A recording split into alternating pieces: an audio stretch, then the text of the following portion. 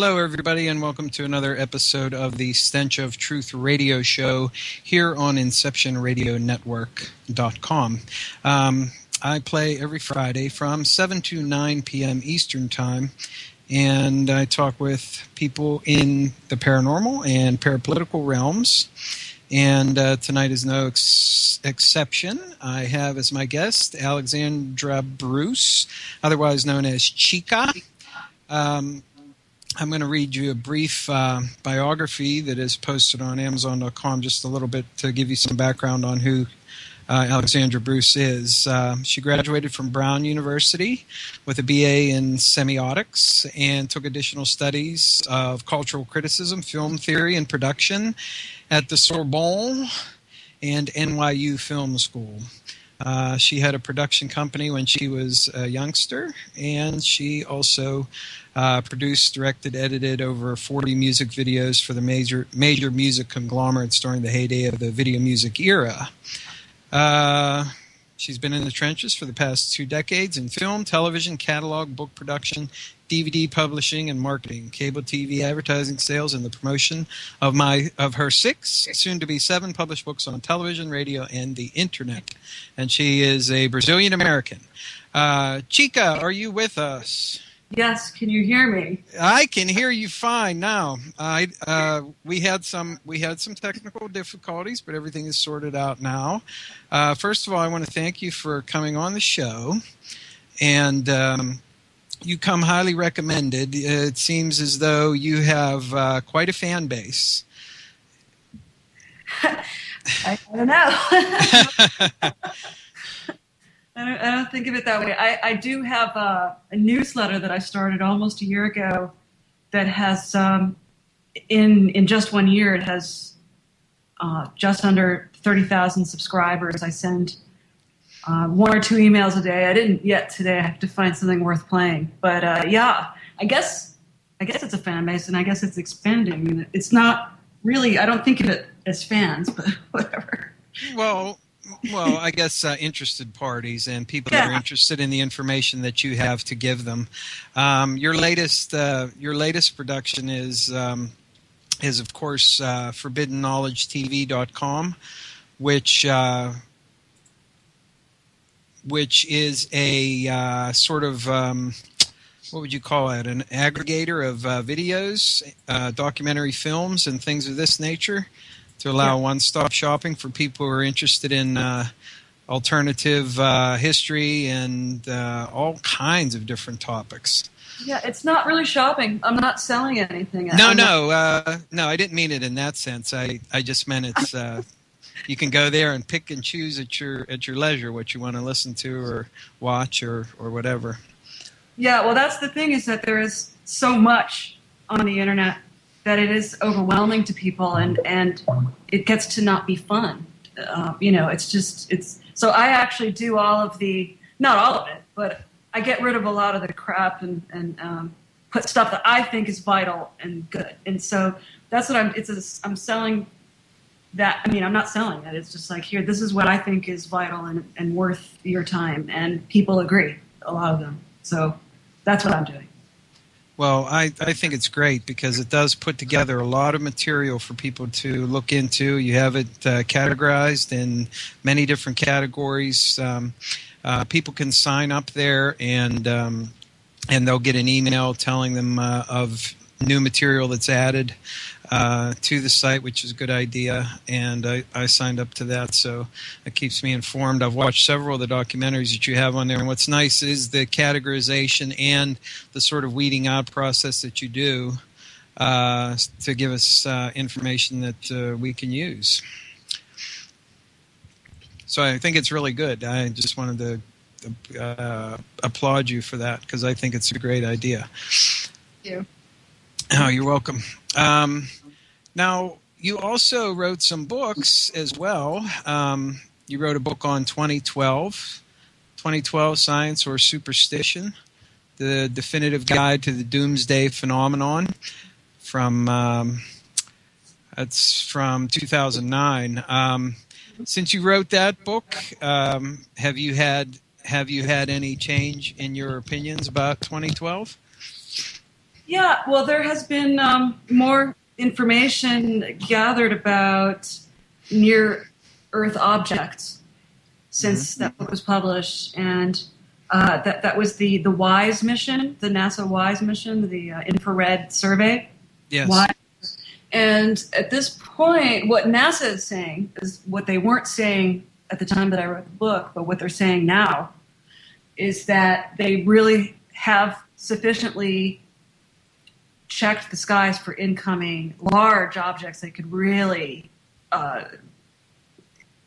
cause a mass extinction event, like a serious, 2012-like extinction, and they don't see anything. Whereas back then they were saying, well, something could hit us and we wouldn't even see it coming. And I think that might still be true about major neutron star explosions, because that stuff is moving. Those are stellar fragments, and I think something just happened a week or two ago where we saw a supernova, the telescopes did, and that doesn't happen every day. And they saw something happening, or that the light was reaching us now, so any fragments would be reaching us now as well. But in any case, the official line where before it was hey, you don't know what you don't know. Now they're saying we know, and there's nothing big.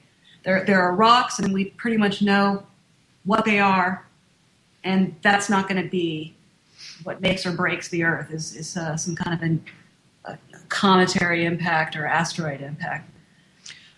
So go ahead. Who was it? I'm forgetting. It was a British science agency a couple of days ago, or I saw a story published on a business site, a financial site, saying that they really are ruling out global warming being caused by humans and greenhouse gases, and that these things are cyclical and they're caused by cosmic and or solar radiation, not human emissions. And they're browbeating the Danish study back in 1996 that seeded, created Al Gore and an inconvenient truth and that whole thing. And I really no longer know what to believe about many things, especially the Libya situation. When you get the very well produced videos made by Gaddafi supporters, and then you get the New York Times and the mainstream American media reports, and they're 180 degrees apart. And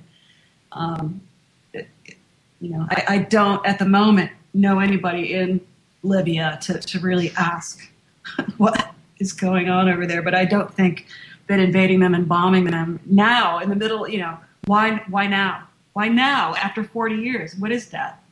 Right. I don't know. Right. I don't know either, but I think I'm right there with you when it comes to accepting knowledge that we're given either by the media or by so-called official sources. And that also ties in with this whole 2012 thing with you talking about the WISE telescope and the infrared system that they use to detect Earth-crossing asteroids. Can we even trust NASA to tell us the truth on this score? Well, I think a lot of people don't think so. I think a lot of people don't believe anything official anymore. And when you see the divergence of information coming out of Libya, and when you see the bailouts of trillions of dollars for banks, and then the bankrupting of middle-class Americans and others, and then the lack of opportunity for people who are not middle class, you don't know, you don't trust officialdom anymore. And so I think that's what this whole Comet Elenin scare, I think, is really about more than anything. Is people who they're capitalizing on the complete collapse of trust and officialdom, and trying to sell something by inciting your fears and lack of confidence in any kind of organized system of information anymore. Do you think that the Elenin, the all of the hype and the fear mongering around Elenin, do you see that? And I hear exactly what you're saying, but I'd like you to clarify just a little bit if you could. Do you see that being directed by someone behind the scenes that is sort of stoking the fires of this, or do you see that just as being a group of people on their own, sort of wanting to take advantage of a situation to promulgate Armageddon and the end of the world and all the other to sell horrible nastiness? Yeah, bunker materials. Well, so often when we ask, is it either this or that? I think that it's rarely either one thing or the other. I think it's more often or always all of the above, you know. And I don't think that like NASA as a whole is trying to disinform anyone, but maybe somebody at NASA is. I don't know. I mean, who knows? I don't know the answer to that. Mm-hmm. But it's possible, and that's where we are. And I think on the internet you can say anything you want, and there's so much noise that it almost doesn't matter what anybody says anymore. You know, the collapse of trust is so profound. Yes, I agree, and of course the lack of trust has been, I guess, going on for a long time now. I mean, the official sources have been lying to us for so long that it's finally come to a point where a lot of people recognize the fact that what they're being told is a bunch of nonsense. And the irony is that if there is something really nasty coming, and these people, you know, come up with you know, some advanced warning of it, anything that they put out, and by the way of an asteroid's going to come and smash the Earth to bits, I mean, will people even take it seriously? Sure. Well, I think if they evacuate like they just did to New York City, they will, because they're forced to evacuate. It depends on what comes with the warning, you know. Yeah. I guess that would be true for the scale of the event as well. I mean, if you're talking about something that's going to destroy the planet, I guess it ain't going to make any difference whether you try to evacuate or do anything anyway. That's what Deep Impact was about. Right. Yes, I do. So as far as like my own personal take on Elenin is that Elenin is exactly what you described it as being, and that is something that's being capitalized on. It just happened to come at the right time. And people are jumping on the bandwagon to promote this sort of Armageddon hysteria. And in reality, what we're looking at is a comet that's going to come in close to the sun. And in fact, some people think it's breaking up already now, which will remove it altogether from the equation. But there is also repeated talk about so-called Planet X and Nibiru and a companion dwarf star to the sun that is consistently, you know, rumored and then denied over the years. Do you have any take on that particular subject? Yeah, a comet is called a comet because what the word comet is doing is it's describing a kind of object and its relationship to the solar system. Okay, and comets are, according to astronomy and what's agreed by astronomers, and a lot of it is unregulated and amateur, okay? They're small objects that have these extremely elliptical orbits. They swing very close to the sun, and they go back out beyond the orbit of Pluto and other extrasolar, you know, trans-Neptunian objects. When you're talking about a brown dwarf twin to our sun, which I think is a possibility that could exist, and I write about that in 2012 Science or Superstition, which is actually, it's the book version of a film that was made by the Disinformation Company Limited, which is a publisher that's based in New York City, and they started out as a website. They publish books and DVDs. And I've written 3 books for them, and that was the 3rd one. And so a brown dwarf, and there's Walter Cruttenden, and if you look him up, he's part of a society that believes that many of the ancient myths, say of Hinduism, these very older beliefs than the Abrahamic religions, Israel, from the Bible and going forward, which is, the traditions of India go further back in time, maybe yes. by another 2,000 years or more. And what they, of course, Hindus say that they see things as having a 2.36 billion year cycle. The universe has one. That is the basic cycle of our known universe. That's a waking day of Brahma, is what they call it. And then there's a night of Brahma that's equally long, and then it starts over again. And they believe that planets reincarnate just as much as humans do, which I think is hilarious, great. But anyway, so they have a world age system, which many ancient civilizations do, like the Maya. They have and like many Native American groups, like the Hopi, they believe that we're currently, depending on the Maya or the Hopi, we're in the 4th or 5th sun cycle, is what they call it, and then we're about to, according to the Maya and what they've decoded and made to accord with the Western calendar, would be ending on this famous date of December 21st, 2012. And that would be the Maya. It's a 5,000 plus year cycle, mini cycle within larger cycle. And they were pretty good at observing things, and they seem to know an eerie amount of things for people who did not have electricity and the internet and major telescopes or anything like that. I mean, they didn't have any telescopes, but they were really good at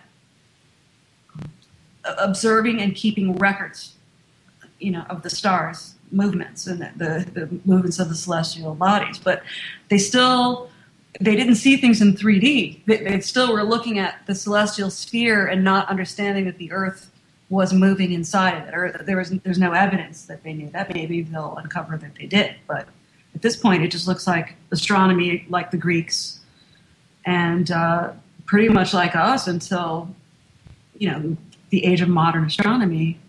Mm-hmm. Do they have something to say on a companion dwarf star? Well, nothing on record until Yogananda's spiritual master, whose name was Sri Yukteswar.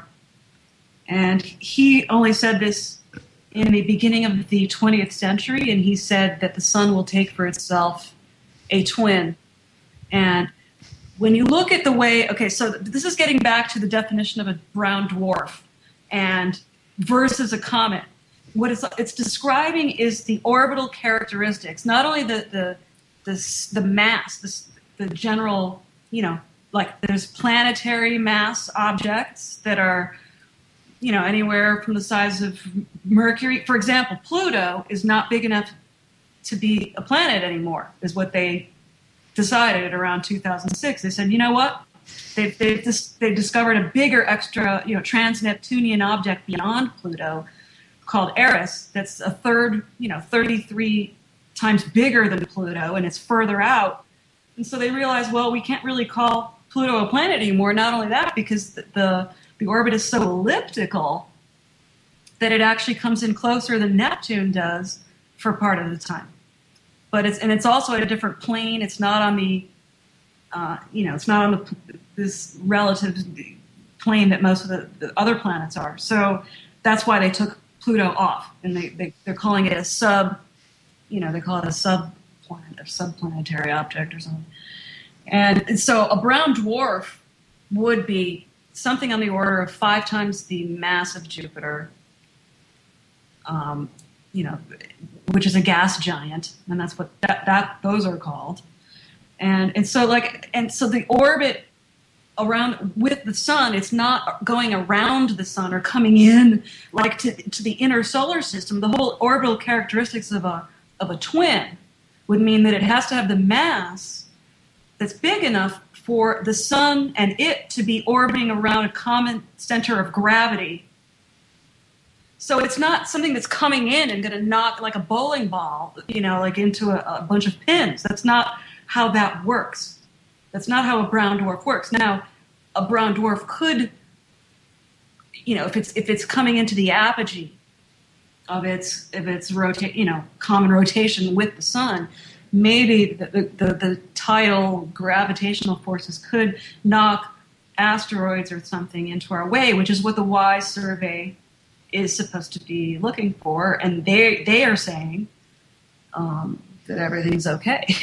So that's all we have to go on. This is actually a very new science at the end of the day, modern astronomy, and there are traditions that seem to say that there have been ages, and this is what the Walter Cruttenden people are talking about. And I'm sorry, I'm not remembering the name of his foundation at the moment.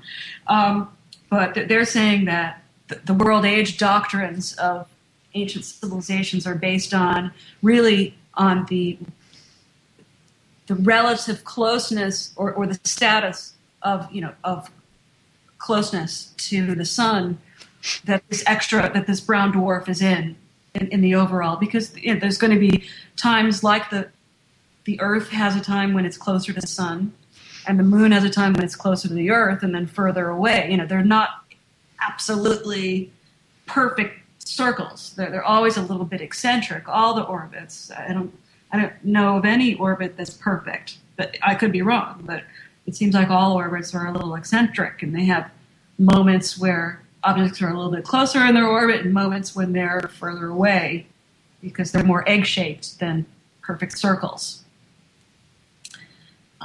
And so, that's so basically, based on your idea of how astronomy works, and based on what is accepted astronomical parlance, if we were actually in a double star system, the brown dwarf, if there was one, would be already engaged with the orbital dynamics of all of the planets, and the orbits of everything will have already been determined.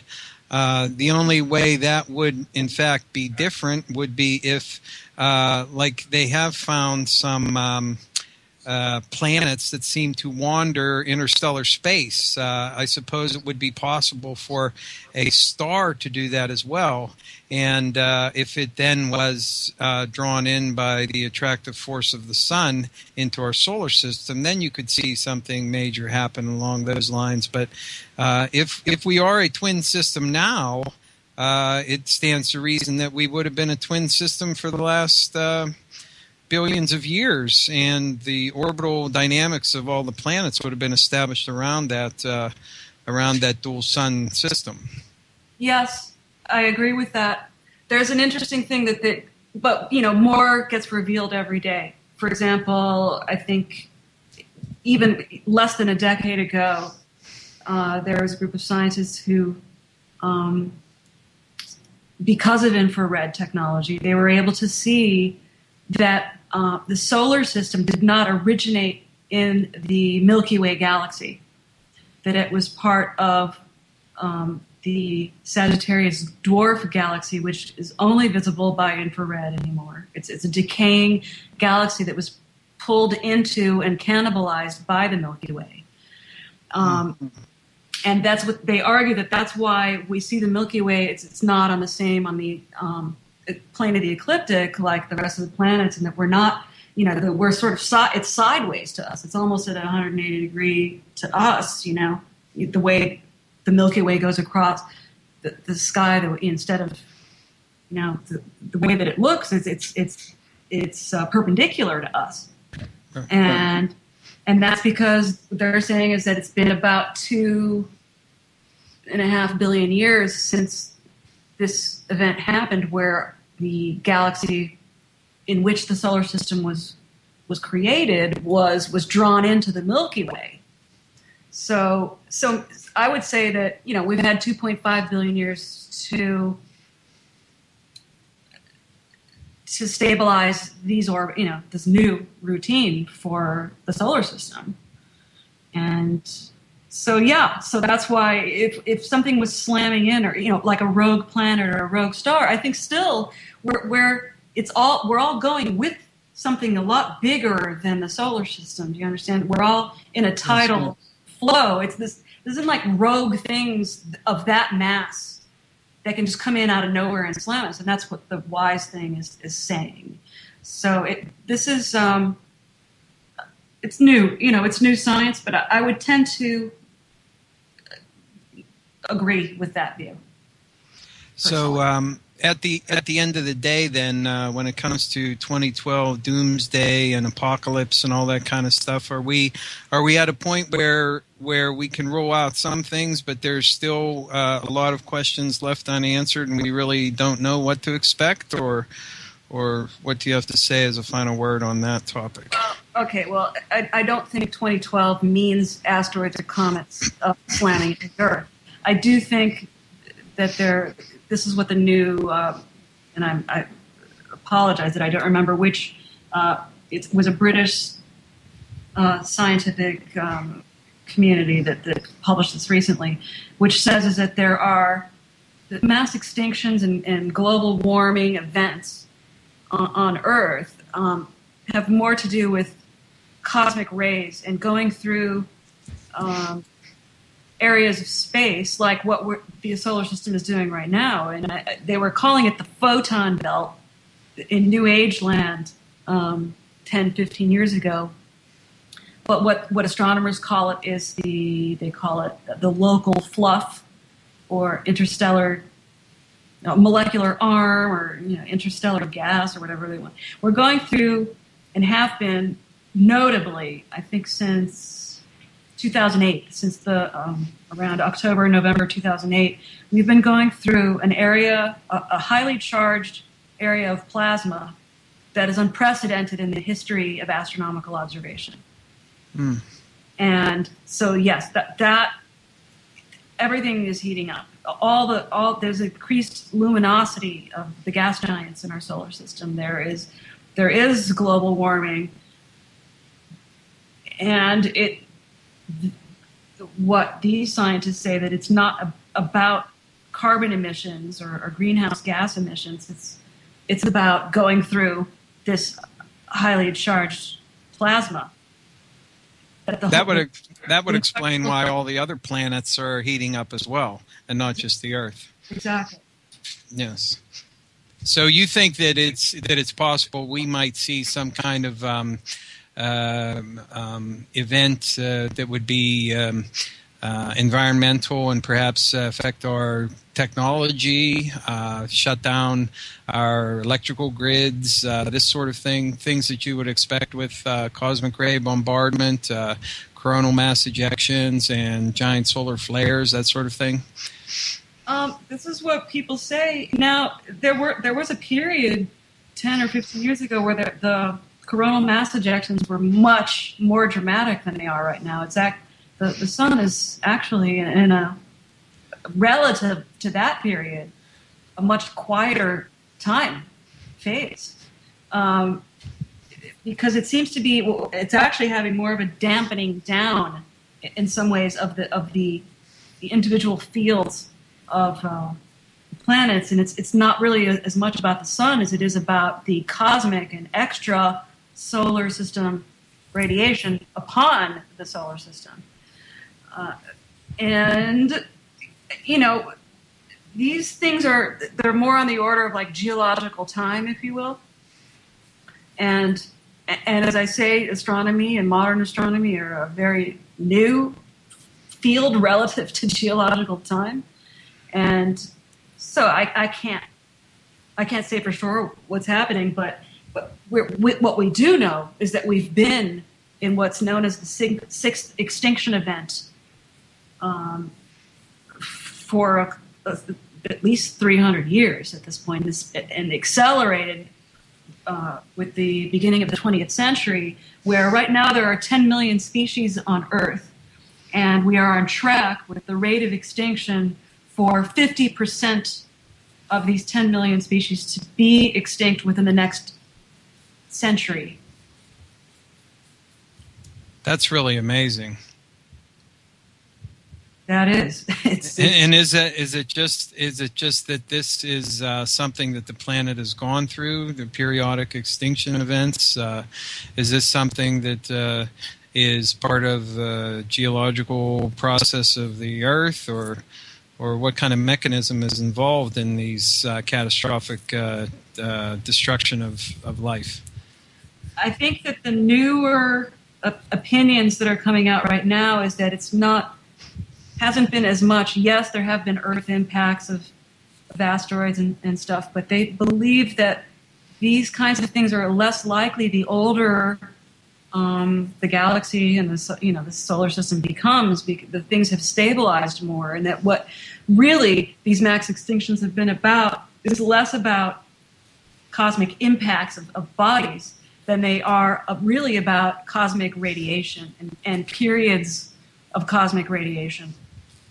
So then that might have particular significance for us, since we're moving into this band of highly charged plasma that you talked about earlier. So that might be something that could trigger off something along the lines of an extinction type event, for at least for some species that are not able to adapt to increasing cosmic radiation. Right, and when you say event, we have such short lifespans as human beings, but this event has been happening for at least 300 years, or really for 10,000 in a longer view.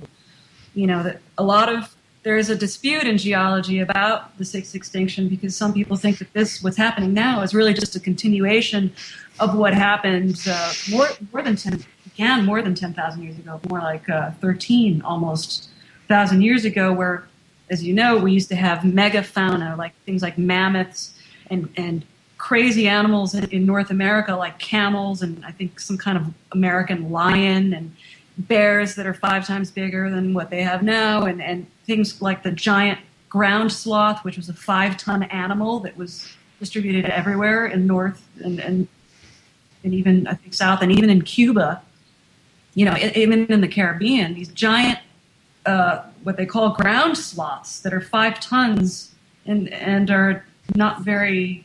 They're just large, mammoths. We're also, like, even back then there were something like 6 species or more, and starting at 5 tons and bigger.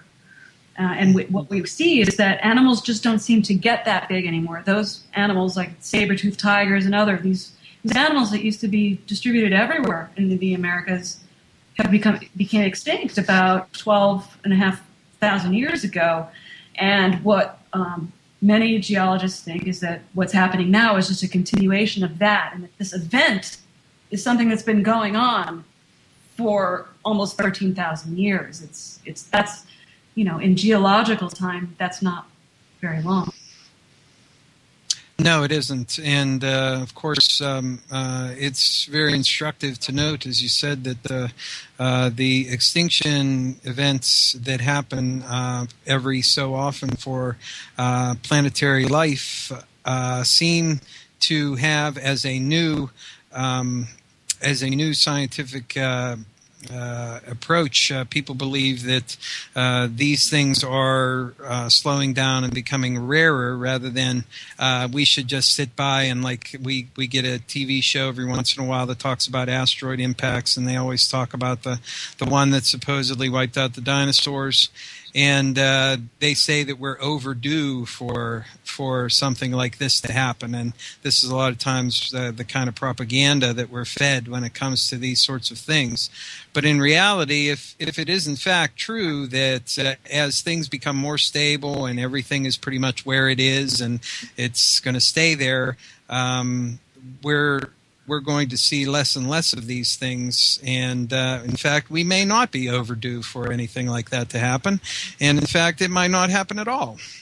Right. Well, there was a paper that came out, I think, in the early 80s called Cycles of Fossil Diversity by two Berkeley scientists, and I believe Muller and Rohde, Rohde, I believe.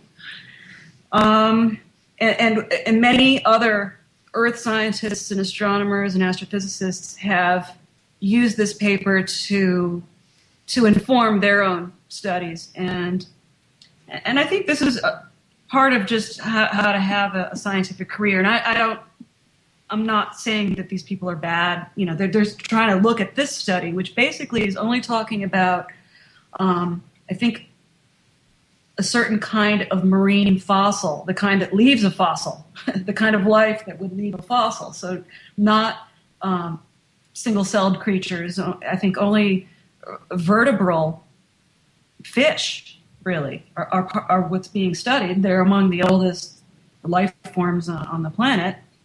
And they can see, yes, that there is a strong cycle of less diversity that is about 62.5 or 63 million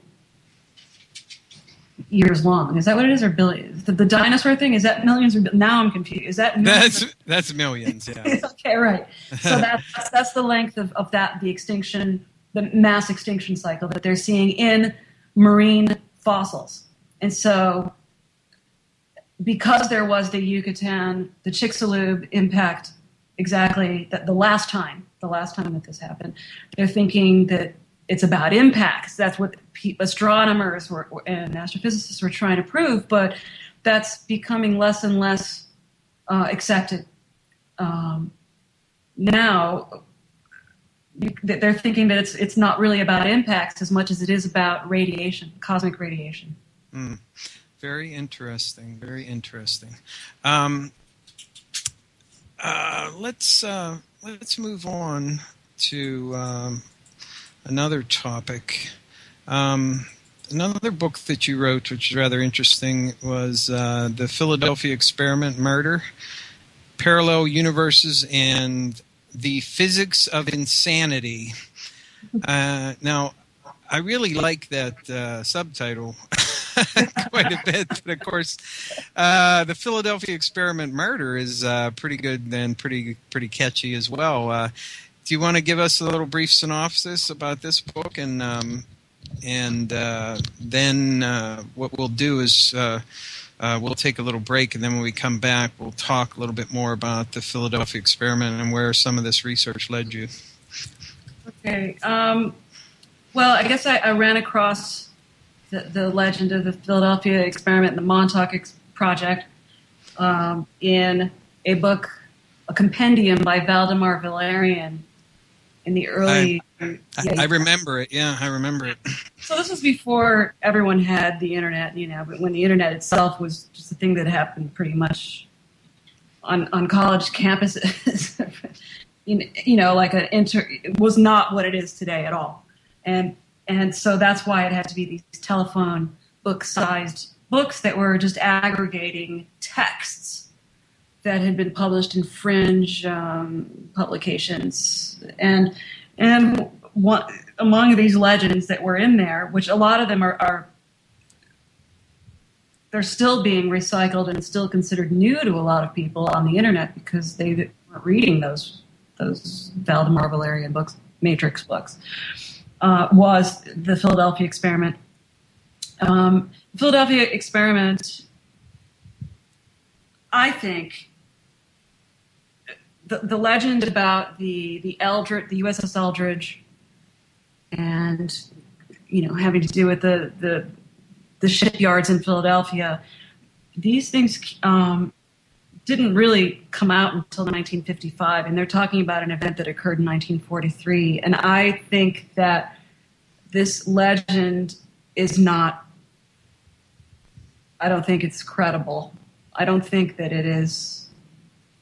I don't think that it is what it's saying that it is. I think that that might have been a psychological operation to see how urban legends propagate. I often thought that, if I could just jump in, I often thought that that oftentimes whenever secret agencies in the government want to keep things secret, a lot of times they will tell their people, their actual, people who are guarding whatever and doing certain tasks for this particular group, that they will tell them ridiculous things and really crazy stuff.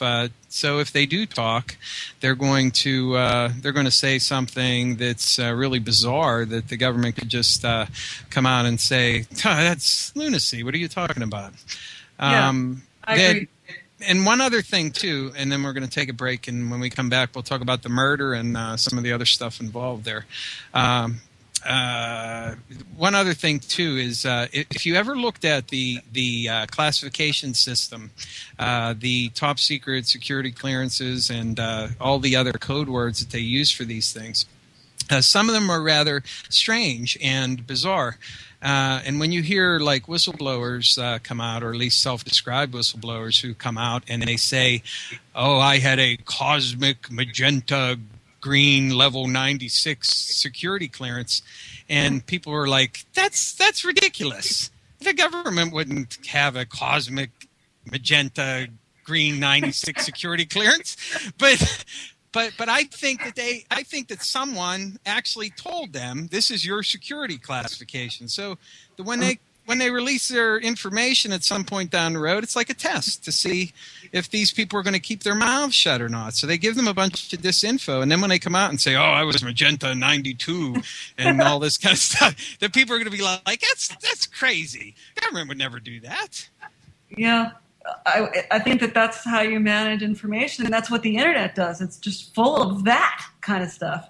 Yes, it is. Yes, it is, and that's why your site Forbidden Knowledge TV is a good resource for people. So right now we're going to take a break, and then it'll be a couple minutes, and then we'll come back with Alexandra Chica Bruce, and we'll talk a little bit more about the Philadelphia Experiment murder and about the Montauk Project and Montauk.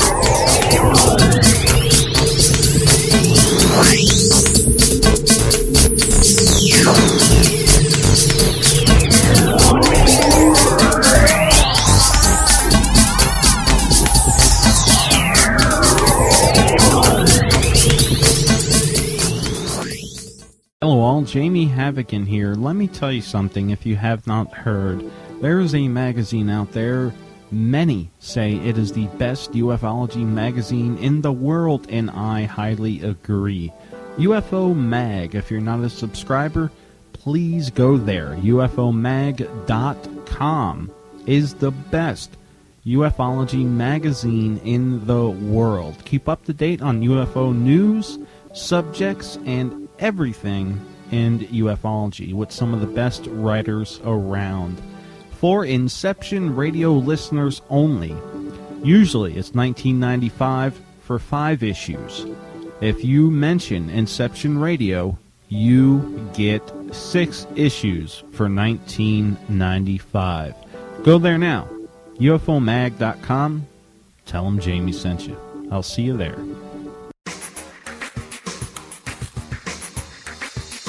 Hi, folks. This is Ray Hobbs. And this is Roy Fitzgerald. And we're with Eyewitness Radio. And we wanted to stop by just to remind you that every Thursday night, 7 to 9 p.m. Eastern, you can catch us right here on the Inception Radio Network. You know, every Thursday, we bring you the brightest minds, the bravest investigators, the best authors and researchers in the field of ufology, as well as the latest news from the Mutual UFO Network. And don't forget, Ray, we'll be taking questions in the interactive, listen live and chat room, as well as toll-free call-in questions towards the end of the show. That's right, Royce. So be here to join us every Thursday night from 7 to 9 p.m. Eastern for the Eyewitness Radio Show right here on the Inception Radio Network.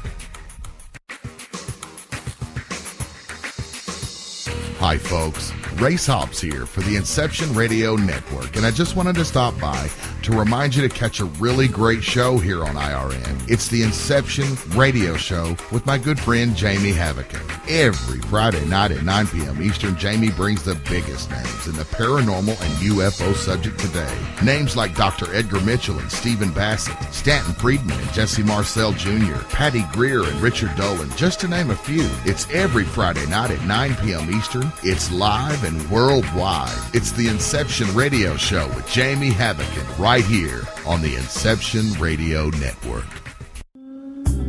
Hi, can you hear my voice? Imagine how many other people can hear it too. If you have advertising needs, then look no further. The Inception Radio Network currently has openings for on-air advertisements and radio show sponsorships. Given any thought to your target demographic? Inception has you covered there too. Advertising on a network gives you multiple opportunities to advertise on a wide variety of radio show broadcasts, and we have one to fit every advertising need. You know, in recent years, internet radio has exhibited a phenomenal listener growth. An Arbitron Edison survey shows that online radio boosts at least 33 million unique visitors each week and 54 million each month. And that number amazingly continues to grow. And these listeners are a part of many businesses' core demographics. And surveys have shown that internet radio listeners are far more likely than regular radio listeners to spend money on a whole range of activities. You know, internet listeners vote, they dine out and eat fast food, and they grab a cup of coffee. And here's the interesting one. They buy items online at a much higher rate than all other market segments combined. Internet radio also enables businesses to connect with consumers during work hours, where increasingly more lifestyle decisions are being made. Advertise with the best. The Inception Radio Network offers competitive advertising rates to fit just about anyone's advertising budget.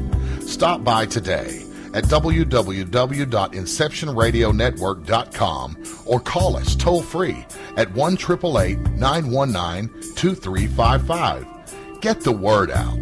Get results with the Inception Radio Network. This is Lloyd Auerbach, and you're listening to the Inception Radio Network.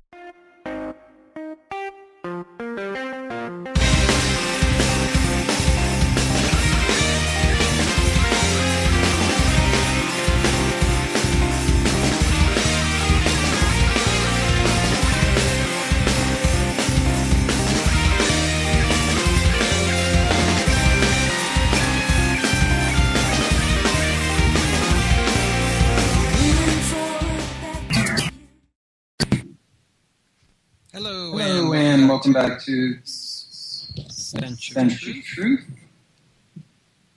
And we're talking to Chica Bruce, and we're talking about the Philadelphia experiment, which we left off before we went to break. We were talking about the Philadelphia experiment, and which also leads into some other related conspiracies.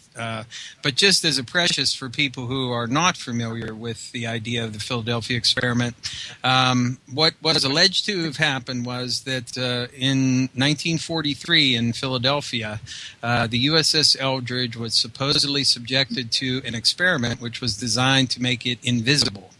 There's been some speculation as to whether they meant visually invisible or just invisible to radar or all of these other things. But some of the research, and as you heard Chica say, that in the intervening years, in looking at this and the fact that it didn't come out till much later in time, it seems very unlikely that what is claimed about the Philadelphia experiment actually is what happened.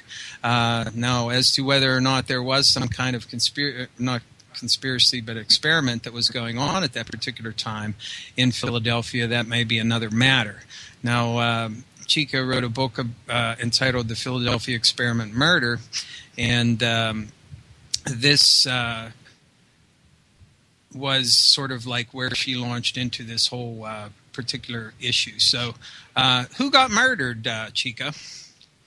That would be Phil Schneider, who was a guy who came out in the mid-'90s saying that he had been an engineer involved in the construction of underground bases. for the quote-unquote secret government, and that that these bases were located all over the planet, but that there were at least 100 in the United States, in the continental United States, and that there were magnetic levitating train systems, vacuum trains or whatever they were, that would go at hypersonic speeds in between these bases all over the planet, that were extremely deep underground, like 6 miles or more underground, and that these bases were populated by humanoids that were not human, human beings. They were humanoids.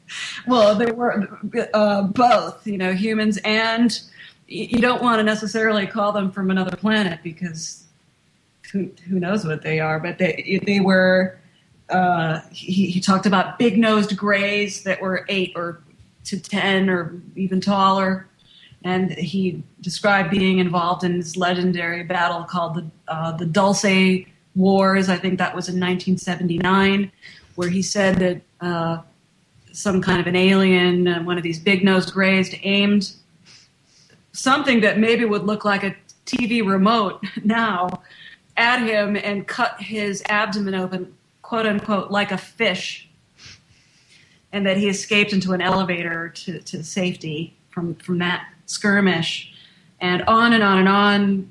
You can look up Phil Schneider. He's an internet legend, and I started writing the book, I think in 1998, early 1998, and the internet was still very new and there wasn't a lot on him, but his ex-wife, Cynthia Dreher, gave me a ton of documents that related to him and his father, who was apparently a member of the Joint Chiefs of Staff under Truman, and his name was Oscar Schneider. And Al Bielek, who was associated with the Montauk Project, soon after Phil Schneider's death, which was in 1996, early 1996, it was ruled a suicide by self-strangulation with his rubber catheter tube. When I was writing this, I happened to meet a New York private investigator who was part of the narcotics squad for New York City. And I described that to him, and he said, "That's impossible. You can't strangle yourself to death and then have a pool of blood be coming out of your mouth in the aftermath of your expiration," which is what they were saying. There was a pool of blood found in his chair where his head apparently smacked and he fell down on the ground from his bed.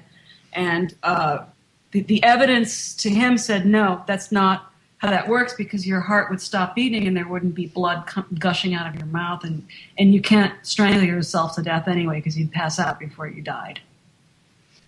Right, so, and you wouldn't have the ability to continue. You would only be able to go until you passed out, unless you secured some device like hanging. That's why hanging works, because you've secured a device by which it will continue to apply pressure after you have done the deed.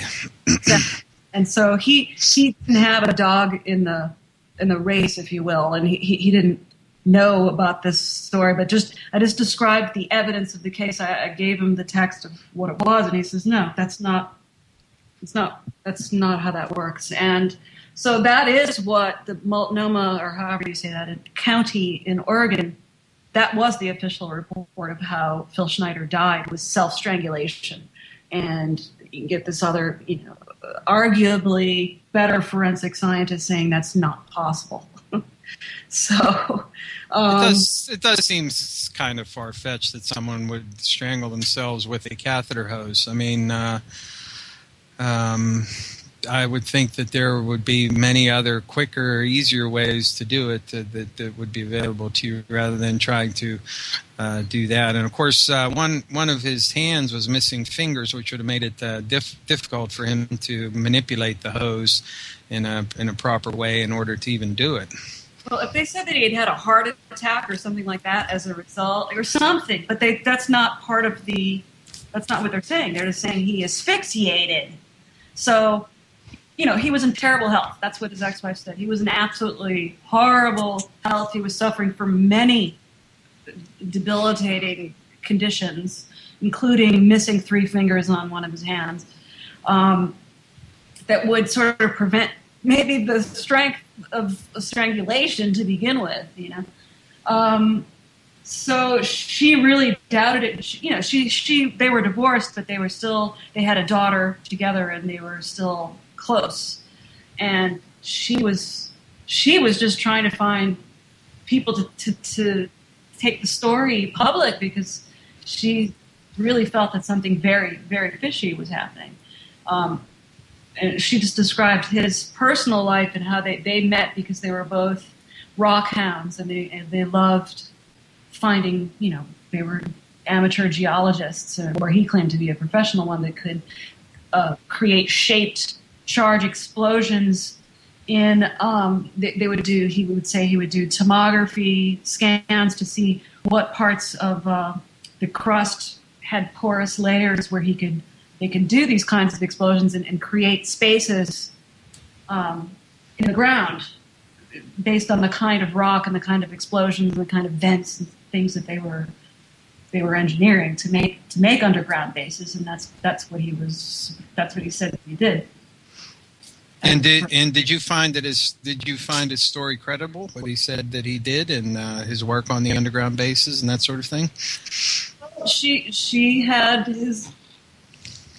work records and IRS report. I didn't see the originals. I saw copies of them, and they looked real enough to me. His employment records and correspondence with his employer and his tax returns and things like that. That all looked real, and it was a private contractor that worked for the Navy, and that seemed, it didn't go into the specifics about exactly what he was doing. It just showed, I think there were some pay stubs that she had copies of, and it was really Al Bielek who took this public, and he was claiming that he found a picture of Phil Schneider's father as being in a mass photograph that was taken below deck in the USS Eldridge, which is part of the legend of the Philadelphia experiment. And so he was trying to show the connection between Phil Schneider and the Philadelphia experiment, saying that this is like a multi-generational family that's involved with black projects, among which are the Philadelphia experiment.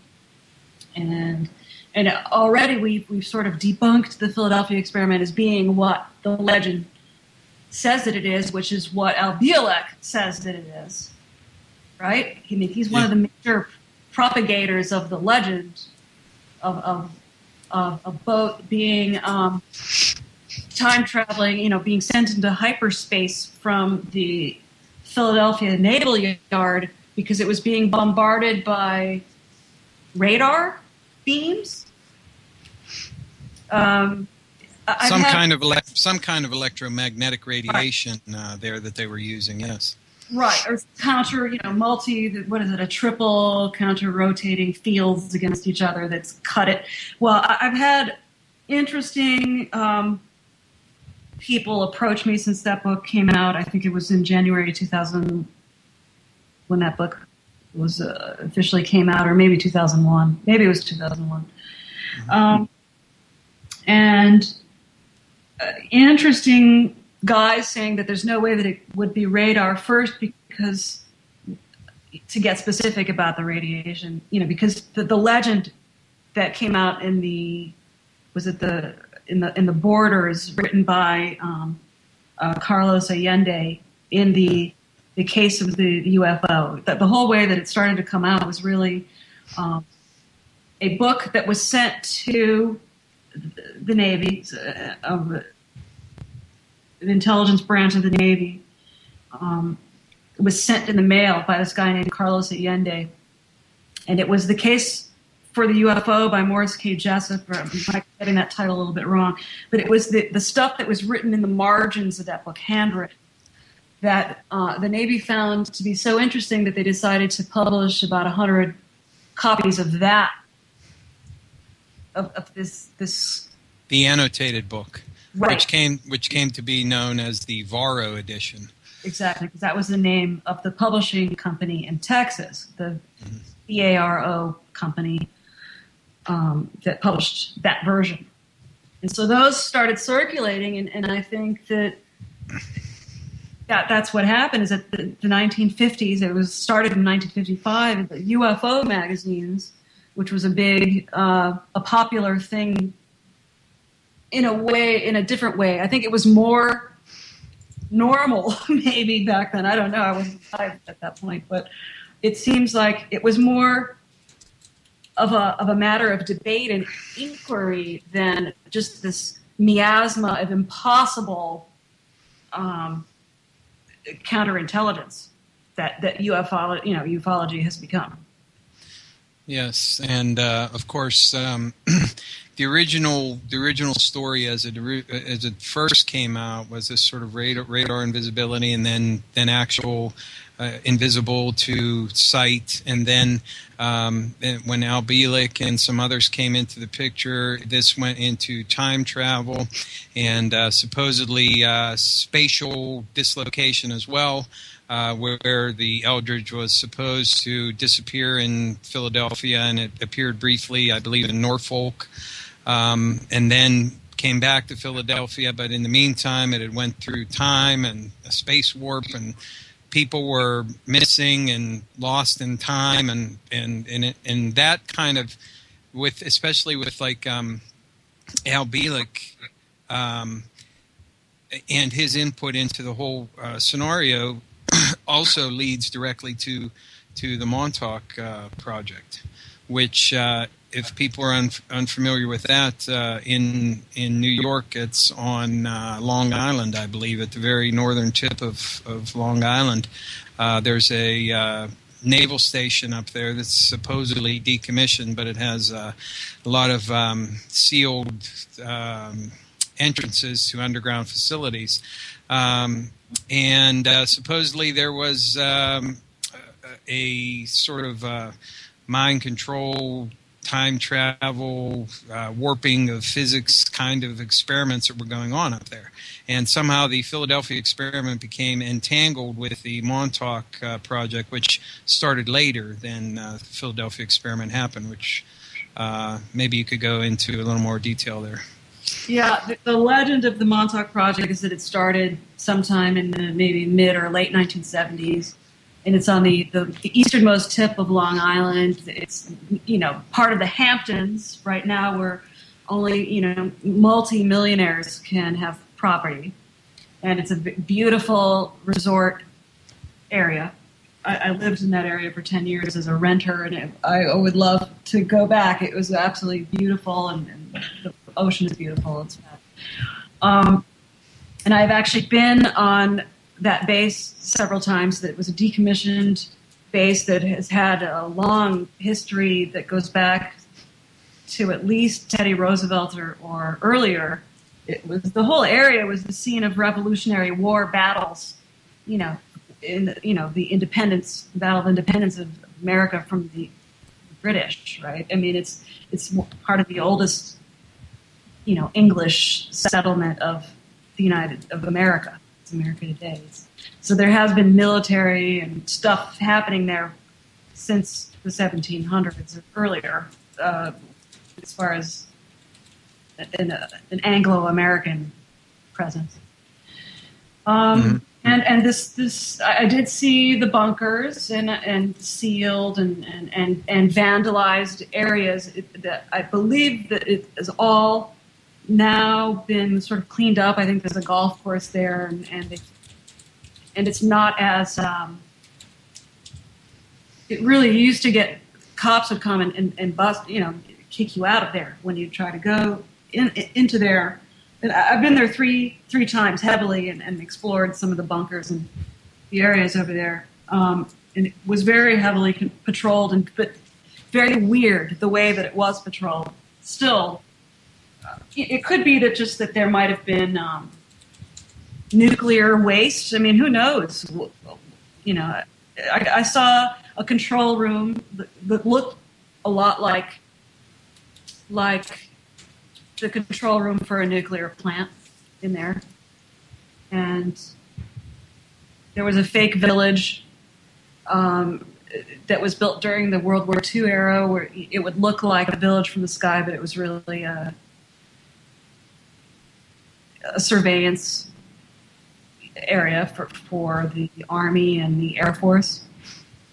It was not Navy. It was never associated with the Navy. So that's another weird, sort of datum in there, is that Al Bielek and these other guys and the Montauk Project was supposed to be a Navy thing, and the Montauk base was never a Navy base. So, to me, all of that story, and I don't want to, I'm not calling Al Bielek or anybody else who propagates the Montauk Project a disinformant, at least on a conscious level. I think that, to me, what that speaks to, the whole Montauk story and legend, speaks more to MK Ultra than it does to time travel. I believe so, and I think also that there is a very strong tie-in between some of the material that has come out in relation to the Montauk Project and some of the things that supposedly happened there, which kind of go hand in glove with government disinformation concerning things like interaction with aliens and other things along these lines. And one might say, and perhaps this is what you are saying, and that is that instead of the Montauk Project being a project that did what it's supposed to have done, it in fact is just a name given to a program that involved MK Ultra mind control experiments on people.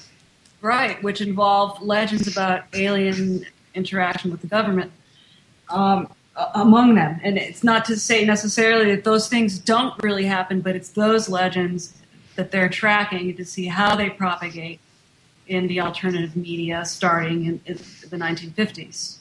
That's what I think it is. It's not to say that these things don't happen or have never happened, but that's what I think, that anything that's tagged with Montauk. So then Montauk can then become a catchphrase to describe things that might actually be happening in reality. But these specific legends and these specific details, I think, are probably disinformational.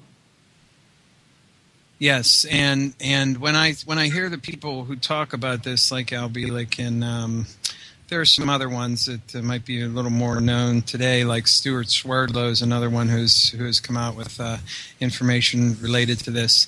That it seems it's another one of these cases where the absurdity of the whole thing makes you want to say this is just craziness because the material that comes out of it. But on the other hand, it doesn't seem all that far-fetched whenever you realize that the U.S. government had been involved in illicit experimentation, both with MK Ultra and mind control programs, with radiation, with every conceivable type of potential weapon, using it on their own people willy-nilly without a care in the world. You can't say that this is just crazy, that why, how could this have happened and all this kind of stuff, because the fact of the matter is that there's a very long history of the U.S. government engaging in such things. So I guess you can't really just definitively say, it's all crazy. Right. I think that the way to look at these things is that these legends are speaking to real things, but you can't. They're like red herrings a little bit. I think you can't take it.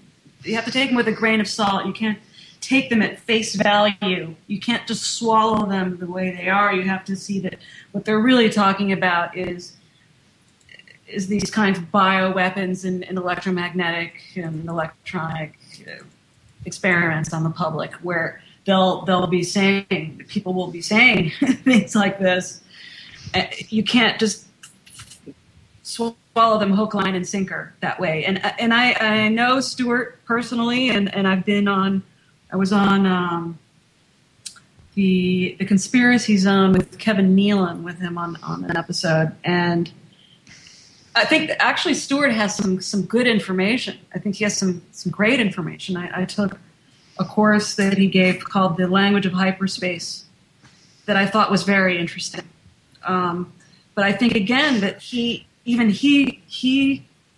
knows he would agree with everything that we're saying about the disinformational aspect of these legends, but still he follows some details like some kind of an addict or something. He can't let some things go, and I don't think that he is consciously trying to mislead people. I think that again, if anyone is telling you that they're a victim of mind control and everything that Stuart has said, then you cannot take everything they say at face value. Period. That's what that is saying. If you're mind controlled and you've been your whole life has been a complete experiment, then maybe you can't be believed. Not every detail of what you say is accurate.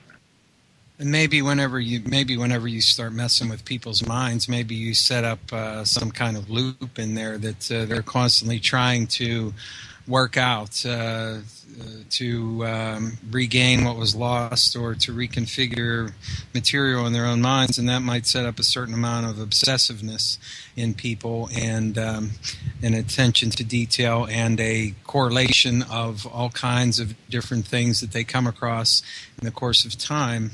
It reminds me of an anecdote. Perhaps you're familiar with. I don't know if you are a fan of Stephen King's books, but he wrote a book called Firestarter, which was made into a movie, and the father in that story had the ability to push people mentally, and while that was shown in the movie, King developed the idea a lot more focused in the book itself, and how they got these powers, how he got that power was because of an MK Ultra experiment. He was given an experimental drug which enabled him to do certain things with his mind.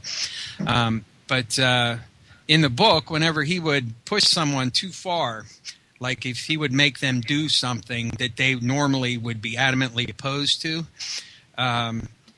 it would like set up a black hole inside their mind, which would gradually suck them down until they eventually killed themselves.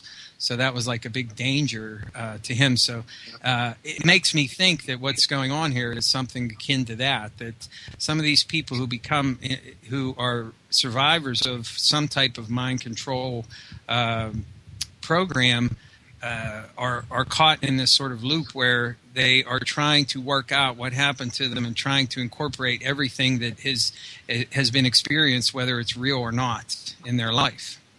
Then it triggers self-sabotage or programs. But then you could say that our entire species and our whole culture is self-sabotage mechanism. Really, the lack of holism in the way that we practice our civilization is total self-sabotage. It is, and when you talked about Stuart Swerdlow, of course, he has a lot of very good things to say, and that is absolutely true. And I found that some of his stuff is very enlightening. But just like everything else, whenever you're dealing with things that touch on conspiracy topics, and when you're dealing with things that touch on mind control, especially. You need to really try to parse out exactly what's going on before you bite on the whole sandwich, because there's just so much material out there. As you pointed out before, the internet is just filled with it, and it runs the gamut from really good stuff to abysmal. And how do you determine what's the true story and what isn't? That's a really tough thing to do, and you just need to really consider and think about it and look at other sources and try to come to your own conclusion. Yeah, and I think the main thing is to educate yourself about the sciences, the major sciences, and people will say, oh, science is completely corrupted. I don't think that science itself is corrupted. I think that maybe individuals are corrupted to keep their job at a university or to sell some new patented technology or whatever. But science in itself, at its highest level and in its purest form, is not corrupt. And that I think people should understand that. I'm not saying about being reproducible in a laboratory setting. I'm talking about science in terms of what it really means and whatever. The etymological root of what science means is it means knowledge. It means studying and knowing something. And that would be, knowing what it means relative to, what something means relative to something else. And it means about knowing things, right? Right. And it's the philosophical underpinnings of what science represents, and that is a truthful quest for information and knowledge about things that you don't currently understand. Exactly. So, this entire area of study. Now, I know that you've commented about Montauk and all the other related material. You've commented before in interviews that you've given or talks that you've had on the subject that the entire Montauk thing almost drove you crazy, in a sense of trying to look into it and trying to make sense of everything that was going on. Yeah, well, it's the way that it meshes with the new physics and this idea of the observer-created reality, and how the minute you try to observe the location of a subatomic particle, you alter its location by the very act of observing it, and that these things can't really, in a 3D linear way, be observed. They can only be, the whole idea of probabilistic science, okay? Probability as opposed to linear, measured, being at one place at one time, and that's where there's a newer sort of movement of people who are fighting back against this weird science and this these sort of Einsteinian and afterwards, the quantum physics guys, Niels Bohr and others, that are trying to say that this is a lot of it, even though those calculations do work, like for integrated circuits and whatever. I'm not even sure, what all it all works for. These observations and calculations do work in our technologies, but people are saying that it's some, especially born-again Christians and other very hardcore religious people, say that this is part of some kind of satanic or Luciferian belief system, this probability belief, and that there's it appears to me a belief that things are decreed by God, and that's the way they are, and there's no probability in anything outside of what God says, basically, is what that is saying. And I this is like beyond the ken, I think, of human reason, really, at the end of the day. I think, it's kind of like a choice. It's like a lifestyle choice you're going to make about how you're going to manage your life and, information and process that and move forward. And I think, and that's what other physicists have said. It's like you can call it the Tao, or you can call it Ralph, because it's like it is beyond the ken of a linear 3D, logic, if you will. Well, it's interesting that you bring that up in that context, because I've never heard anybody equate the idea of indeterminism with a satanic or Luciferian ideology. Yeah, that a lot. It's a new development, maybe in the last 5 years or less, that I'm getting. I get really bombarded by, bully, and I can't really tell if these are real people or if it's some kind of counterintelligence thing. I don't know, because I'm not, a born again Christian, or what, because they say fundamentalism is a word that was it's part of the liberal, Luciferian evil left wing nomenclature. It's not even what it is. It's about being born again. So. And it's like a thing, you can't argue. It's like I have a friend who owns restaurants in New York City, and he had a crazy grandmother. And he says, you can't argue. You can't win an argument with someone. It's like you just have to. They have to accept people and let them believe things. If that's okay. But are you going to bully them? They feel bullied, and they feel. Immense mistrust, like everyone else, and they're putting up born again Christianity as the answer, because the whole realm of the human mind is a Luciferian, hellhole that we have to escape and then ascend from. So that's what I'm getting. What that is, and I can certainly understand that feeling and that. Absolutely, one can understand where that's coming from, but it's like, so they're saying that the whole human enterprise is just a doomed thing, and that we all have to. Whatever. It's not the way I was raised, and I'm not gonna. It's not where I'm gonna go. I don't think. Right, I don't think that I'll buy into that either. But still, that's a very interesting point of view that I hadn't heard before. Of course, it does make a kind of sense if you just think about it casually, and that is that if God was going to create everything, He would make it a certain way, and it would be that way. And just like He is supposed to be immutable and unchanging, then everything else has to be immutable and unchanging, and there would be no such thing as indeterminism.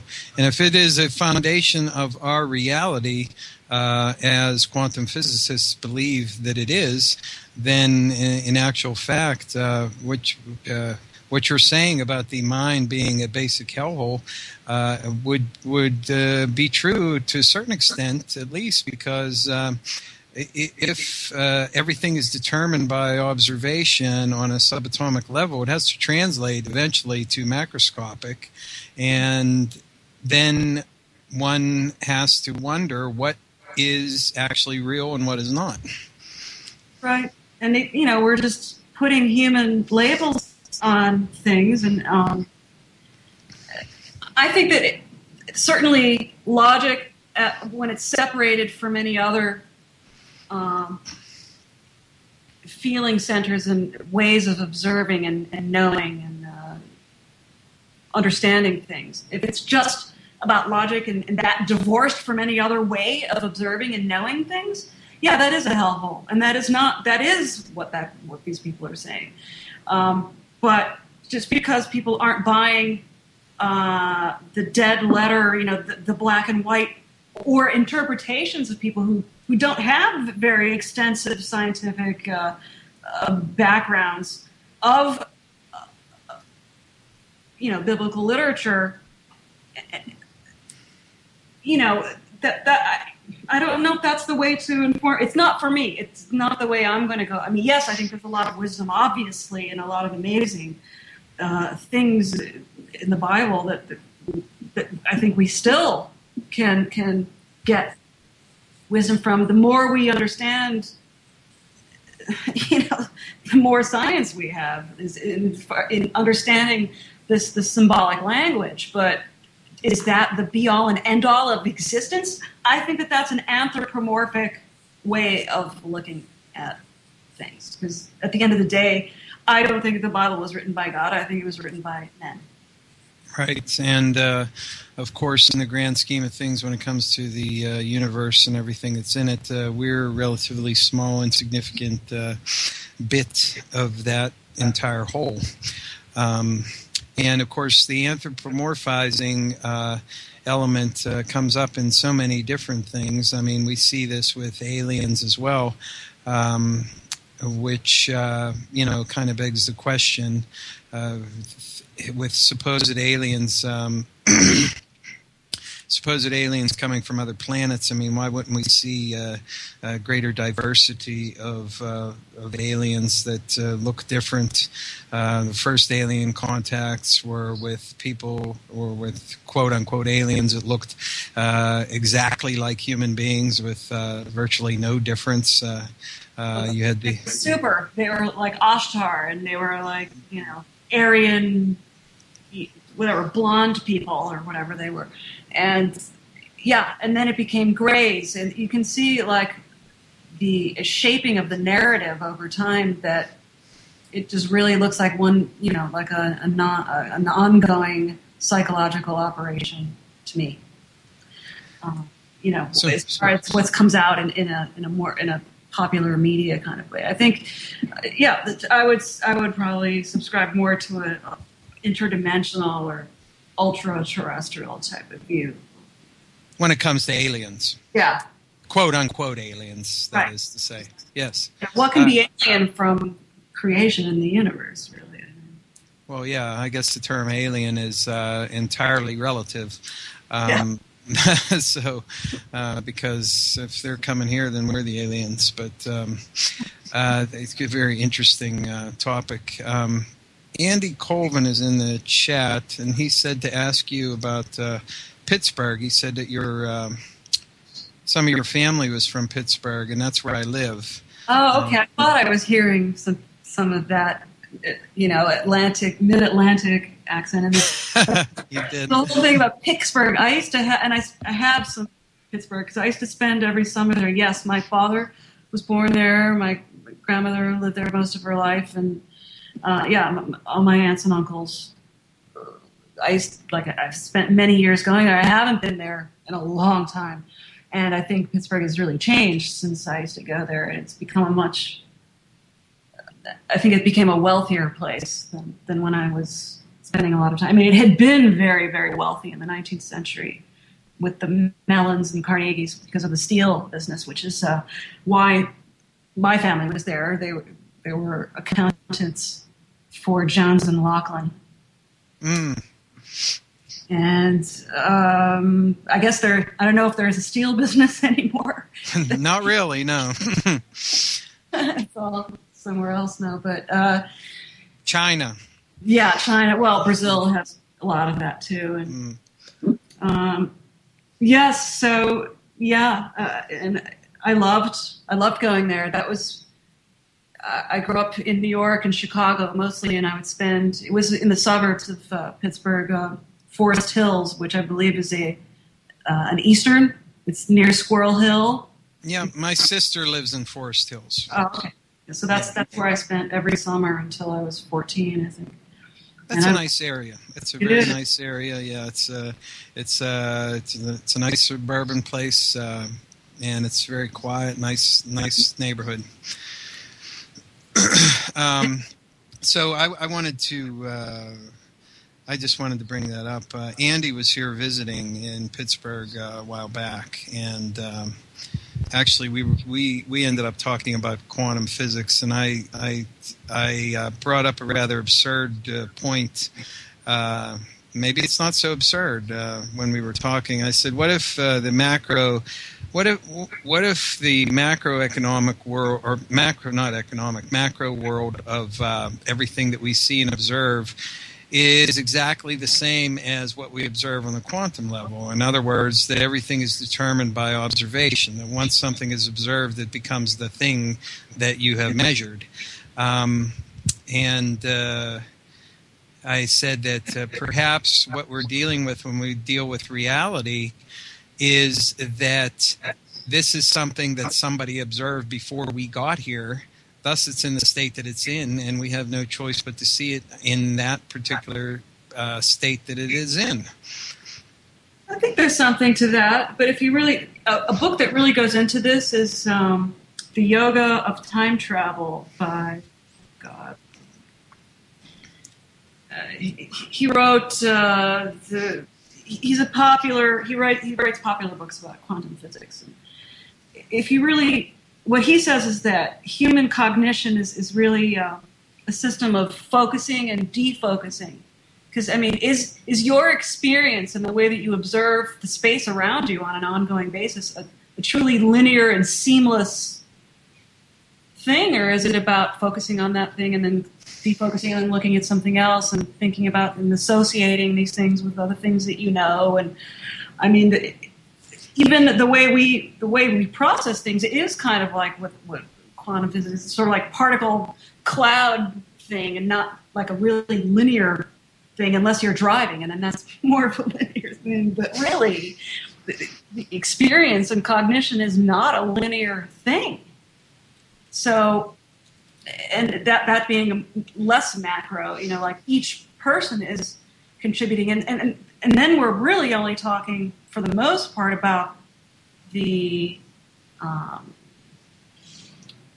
mental, the more of an ego type of frame of reference, right? Because Carl Jung talked about this, about how we're all linked at a subconscious level, or the mass mind, which sort of goes into what Rupert Sheldrake talked about with morphic fields, morphic resonance, morphogenetic fields, and how you see the way birds, like these smaller animals, that the way that fish school and that birds flock and groups herd, that all life and all consciousness is linked at different levels of consciousness that are not what we see, or our civilization, the way that our culture is trained to observe, calls conscious, which is the awake state, and one of measurement and logic and things like this, that the West and that one that we're speaking within right now. But we have people who have abilities that are more, I do believe that psychic abilities exist, and that some people have developed a way to link that with their conscious, awake state of mind more than others, but that I think that this is resident within everything that has DNA. That it's all alive, and this is something that Stuart Swerdlow says, is that what DNA is it's an interface between consciousness and the 3D realm. That basically every kind of DNA that there is a different bandwidth of consciousness as it expresses in 3D. And I like that idea. I think that makes sense to me. Can we prove this? Maybe they can set up things that prove this. Maybe they have. But just from that, in general, makes sense to me. Okay, well, Well, certainly I've heard those theories expressed before about how DNA interacts with consciousness, and it is the interface, of consciousness in the 3D realm.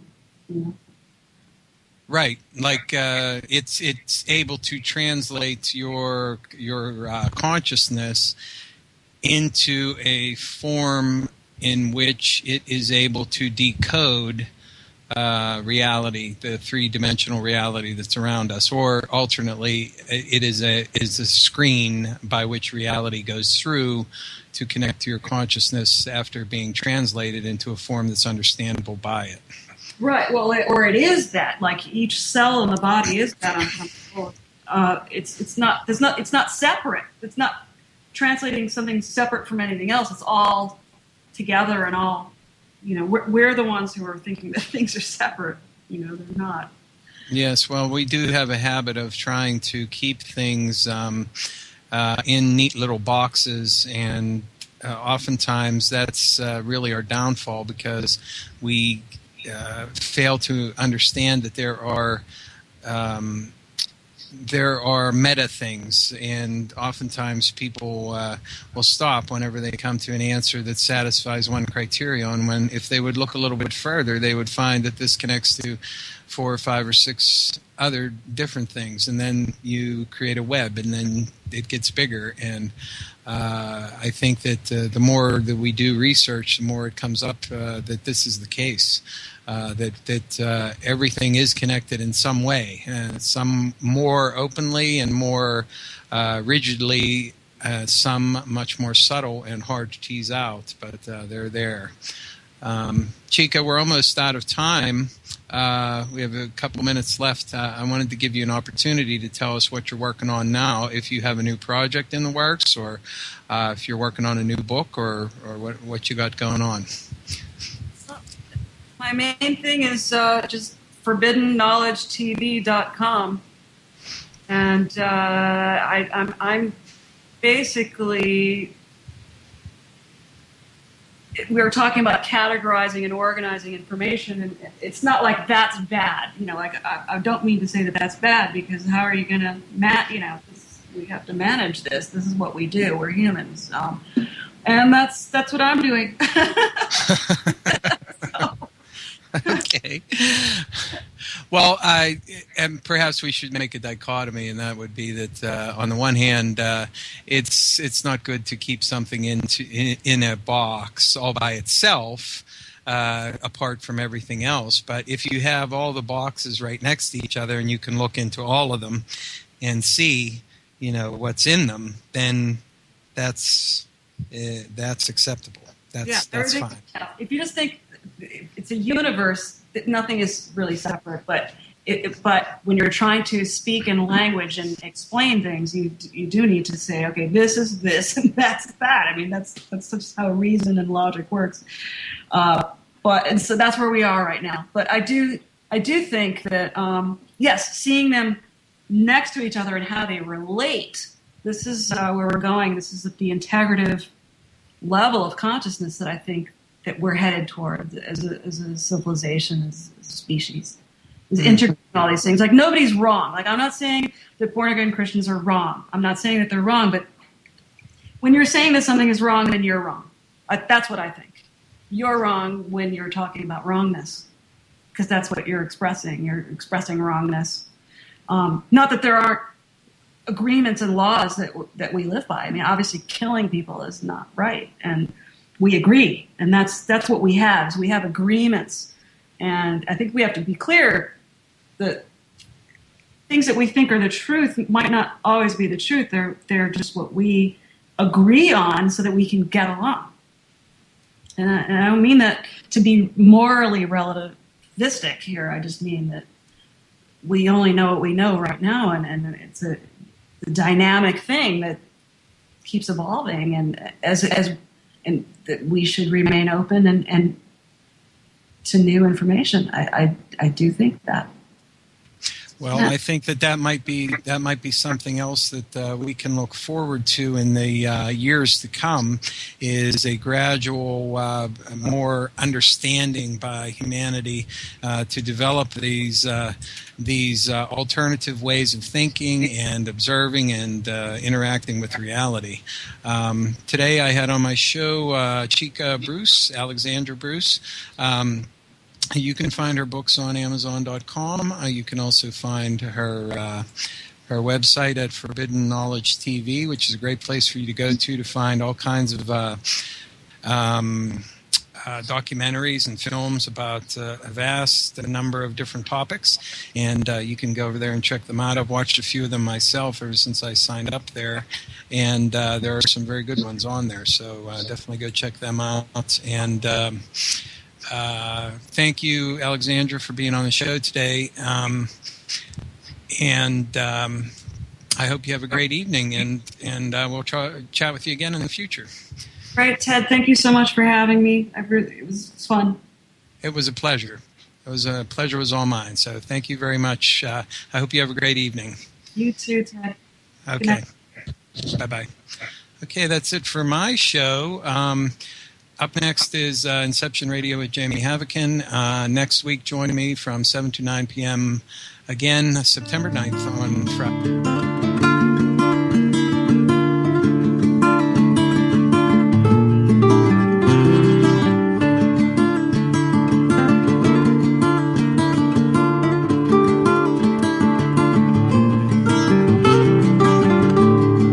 What's the story with all the scheming to undermine love? Does it serve to be so heating to a malevolent God? She'll be here tomorrow and yesterday. She's been in everyone, in every way.